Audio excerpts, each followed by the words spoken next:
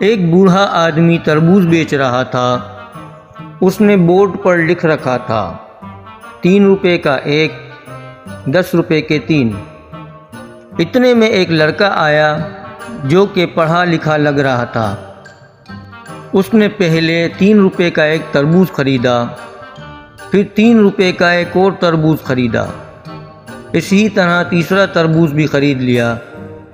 جاتے جاتے بوڑھے کی طرف مڑا اور کہنے لگا، شاید آپ کو پتہ نہیں چلا، مگر دیکھو میں نے الگ الگ کر کے 3 تربوز بھی خرید لیے اور 1 روپیہ بھی بچا لیا۔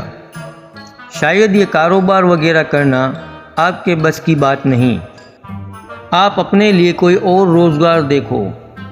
بوڑھا مسکراتے ہوئے بولا، آپ جیسے کئی نوجوان روز آتے ہیں اور اسی طرح 3 تربوز بھی خرید لیتے ہیں، جبکہ انہیں ضرورت 1 تربوز کی ہی ہوتی ہے، اور جاتے ہوئے یہ مشورہ بھی دیتے ہیں۔ ویڈیو اچھی لگی ہو تو لائک اور شیئر کریں اور چینل کو سبسکرائب کر دیں۔ شکریہ۔